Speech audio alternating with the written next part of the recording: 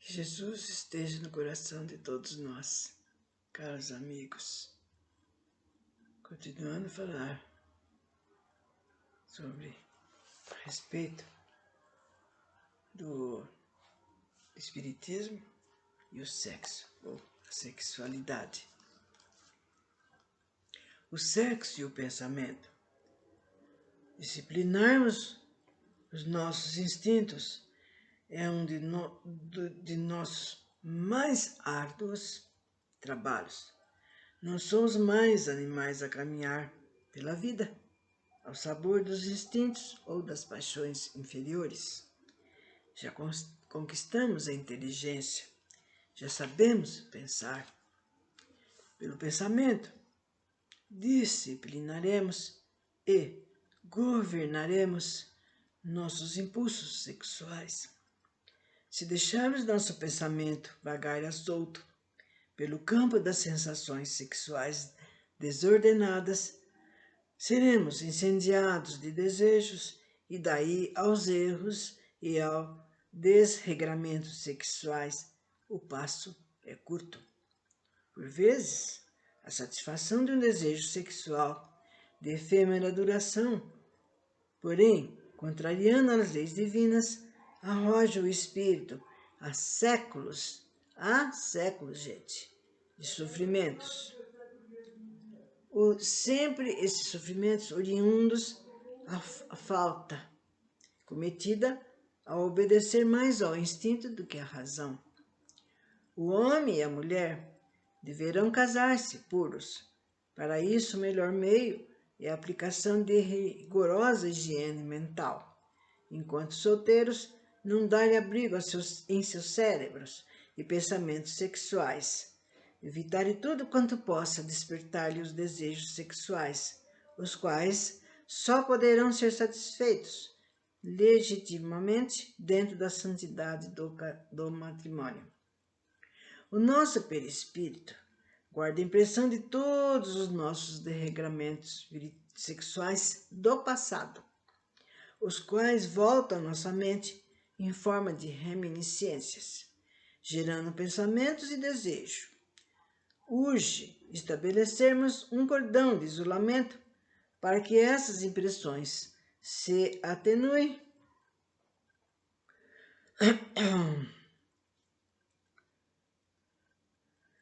E, com essa atenuação, a gente vê que há necessidade de ter uma parada, gente. Porque sabe o que acontece? O homem, ele costuma, né, realizar certos atos, determinados atos, de maneira, assim, impulsiva, irrefletida, né? Não é só na parte sexual, não, que a gente está falando também, mas em muitas coisas. Aí é onde dá errado, ele se dana, e depois ele começa a ficar com remorso, arrependido, né? E isso daí traz muito problema, né, para ele. Por isso que tem que será, então, a gente ter esse cordão de isolamento para que essas impressões que surgem assim derradeiramente, de uma hora para outra, se atenue e acabe por desaparecer do nosso perispírito. Se não reagirmos em tempo, possivelmente seremos levados a repetir os mesmos erros e abusos de nosso passado de ignorância. Agora, nós não podemos mais falar, não sabia, nunca ouvi falar, porque está indo à tona, né, a respeito desses problemas todos. Nossas glândulas sexuais não intensificam apenas nossas atividades fisiológicas. Elas atuam sobre nossas atividades mentais. Assim sendo, os solteiros poderão conservar-se castos até a época do casamento pela aplicação da higiene mental, cultivando o espírito pelo estudo e pela leitura sã, entregando-se, enfim, a tarefas que lhe ocupem nobremente o tempo. O espírito e o corpo. O mal é a ociosidade quando estamos ocupados com coisas úteis a nós ou ao nosso próprio. Não temos tempo, nem oportunidade de pensar em coisas menos dignas ou de procurá-las. Do mesmo modo, os celibatários, aqueles homens ou mulheres que não alcançaram o pouso do casamento, poderão transmutar a energia sexual criadora de que são dotados em serviços altruísticos a seus semelhantes infelizes. Por conseguinte, pelo pensamento educado, exerceremos controle sobre nossa vida sexual, mantendo-a dentro dos elevados limites fixados pela providência. Limites esses que não ultrapassaremos impunemente. Vocês estão vendo, gente, que tudo isso que está sendo falado, está sendo dito, mostram algumas das aplicações do Espiritismo na nossa vida diária. Somos de parecer que se pautarmos os nossos atos comuns por elas, seremos bafejados pela paz do espírito, pela tranquilidade de consciência e pela alegria que a Terra nos pode nos proporcionar. Além disso, quando passarmos para o mundo espiritual, ingressaremos nas regiões luminosas, onde tudo de bom poderemos esperar. Por certo, não foi dito tudo.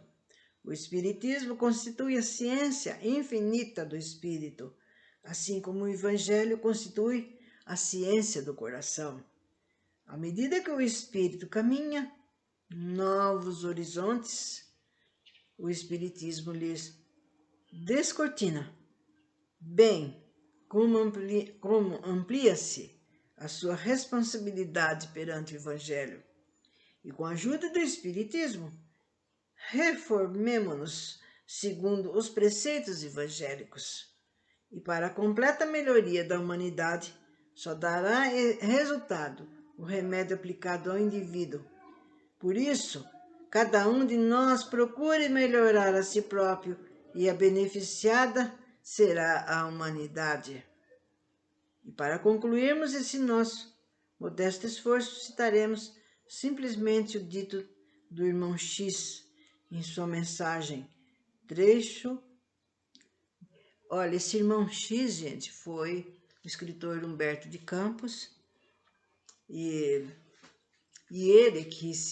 ele colocou esse pseudônimo porque tem o problema dele falar que ele era Humberto de Campos, tem o problema com a família dele. Eles não gostaram, não quiseram. Então, como ele gostava sempre de passar nas psicografias, seus pensamentos, poesias, coisas maravilhosas, gente.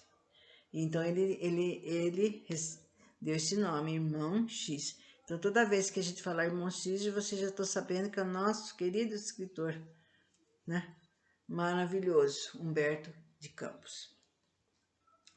Então, nesse livro Treino para a Morte, que veio por intermédio do Chico Xavier, ele disse: se você possui o tesouro de uma fé religiosa, viva de acordo com os preceitos que abraça.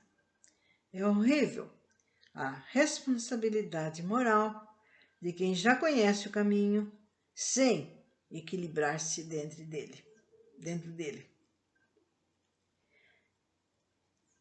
Então, muito lindo, muito maravilhoso mesmo. Sempre deixando essas coisas para a gente pensar, escutar e pensar, né? E essa parte da sexualidade, gente, a gente tem que ser dita como foi dito outras coisas, porque é a necessidade de nós evoluirmos também nessa parte. Não somos mais homens das cavernas. Vocês estão vendo por daí quanta insanidade, quanta coisa errada. Nossa, falta de respeito tremendo. Mas não se pode falar nesse momento, não se pode criticar. Mas a única coisa que a gente pode fazer, sim, é passar adiante. O que a gente deve fazer, as atitudes, a maneira de ser. E com isso, a gente vai passando para os mais jovens que vêm vindo por aí, né, para os nossos netos, amigos, pessoas que às vezes necessitam de uma orientação, mas não tem quem dê, e assim por diante. E espero que tudo tenha sido, de tudo mesmo que já tem sido falado desde o início, tenha sido de grande valor para as pessoas, porque a única finalidade disso é para isso, para orientar os nossos irmãos que necessitam de uma orientação, né? E que desejo do fundo do coração que eles tenham, que isso que tem sido falado tenha ajudado alguém. E assim, que Deus nos ilumine a todos nós.